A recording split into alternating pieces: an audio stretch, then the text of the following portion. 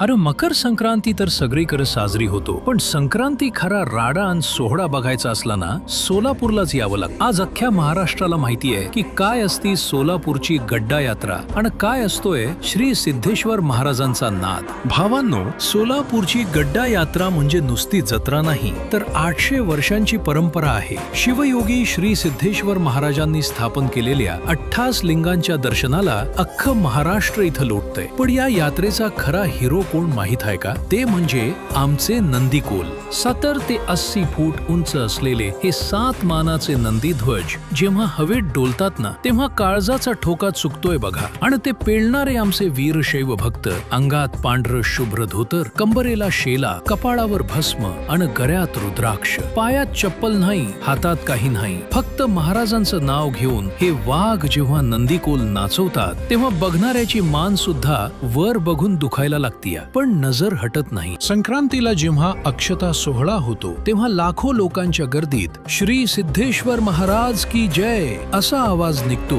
की आभाळ पण थरथरतय. ही भक्ती, ही शिस्त आणि हा नंदीकोलाचा तोरा असं दुसरं कुठं बघायला मिळणार नाही. म्हणून म्हणतोय, एकदा तरी सोलापूरचा गड्डा बघायला यायलाच पाहिजे. व्हिडिओ आवडला तर शेअर करा आणि अख्ख्या महाराष्ट्राला आमच्या सोलापूरचा हा नाद दाखवा. बोला, श्री सिद्धेश्वर महाराज की जय.